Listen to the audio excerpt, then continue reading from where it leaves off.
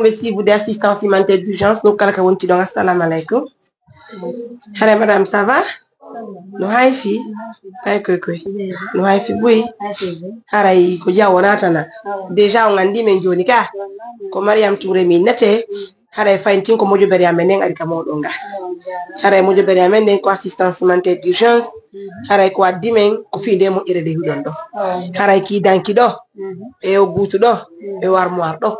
Harai ko non ko kadum do. Harai ko mojo beri amenen ko kiyo. Ko partenaire be amen en tambitime be itti sadaka. Harai sadaka o men addiri mo do. Harai ko tanti e satu wontirbe ka meden Bruxelles. Woni ko neddi men mbudi boy. Be itti sadaka fi nene mabbe feggini. Donc harai ensemble ben décidi harai addu sadaka ka meden do. Hande o nyibi armoire, o nyibi danki, o nyibi goto.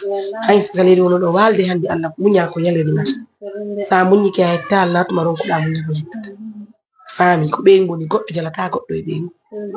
Si a jomba ma tay modi ma no tampi munyoro fi Allah woti annabijo jango so tay woni goddo wannalima ibbe be Allah luma don fo ma Allah wada barke ma goddo kaltike munyal ko nyalleri mata ko ya munyo hammun toda biddo debbo ko munyal biddo debbo ko munyi do nan bebe yata hande no mari jawdi fop e tampuno si be Allah be jawdi awa ta finude tun hasi tay woni a fini ya tawi jawdu ande attinobe ben tigi ben non kala be tampuno si be jawdi kaltike munyoda nani hande be ngaddolal do dra kono be den tangini hanta ko pellet haray kadi dum no wawa yarde inshallah haray joni ko ndemo iri do me ngadduno nani barka amin Allah amin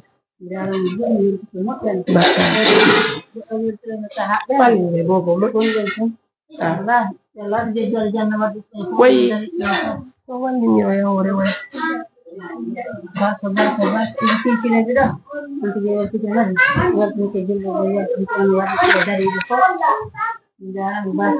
Barkal, donc, mesdames, messieurs, c'est ce bijou que nous vous présentons ce soir de la part de l'ONG Aboulana Chéri, de la part de l'ONG Assistance Humanitaire d'Urgence. Voilà, c'est un cadeau qui vient du fond de cœur, puisque c'est un cadeau qui vient avec le respect et la considération. Suis par là, s'il te plaît. Donc, c'est un cadeau qui vient du fond du cœur. C'est un cadeau que nous considérons comme un cadeau en or. Oui, franchement, parce que bien sûr, en toute sincérité, Allah subhanahu wa ta'ala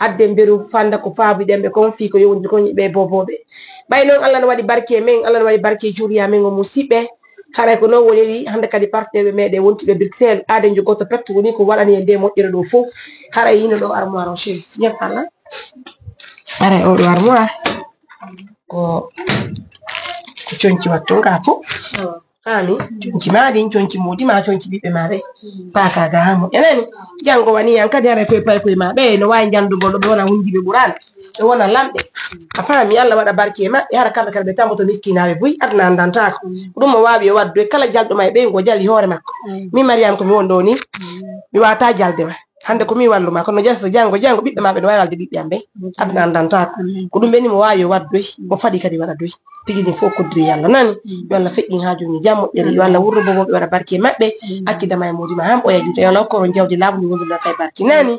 Donc mesdames, messieurs, merci à tout le monde pour l'attention, pour la confiance. Et votre Mariam, la parole ne finit pas, seulement que je suis hyper contente de satisfaire cette maman devant moi avec ses enfants. Regardez la fierté ici là. What no mari jawdi Allah kalbe bibbe ono non ay woni jawdi Allah o ko ko buri jawdi bibbe be nani me weltike men salminion. Encore une fois, mes amours, nous vous disons un grand merci, Madame Aïssatou de Bruxelles. Merci pour la confiance. Merci pour tout ce que vous faites pour nous. Nous vous disons un grand merci de la fidélité. Que les dieux sont de vous. Bye.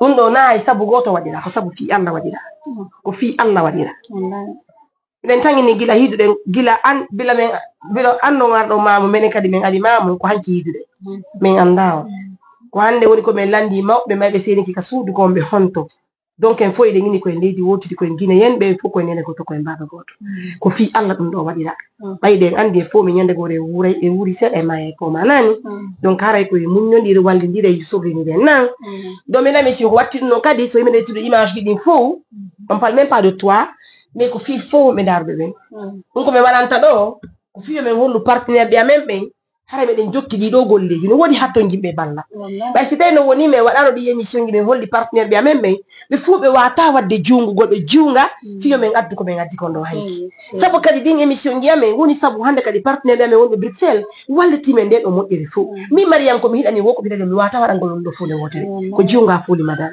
haray musibe onom e wonbe innude men songi mabbe yo Allah lan do wallo wono kadi songiro mabbe ni ko men tangi jum hatta ko peut musibe moddiri fu yeto musibe men e welti den salminio assistance humanitaire d'urgence wonde kamede mam wonde tabita lagine fo wona o ma o kala hatto jindo e ballal hewtudo yamen Allah no muyo me wallu me walti to mo hore tedduna me weltani ke on joni sai yerde musibe hostala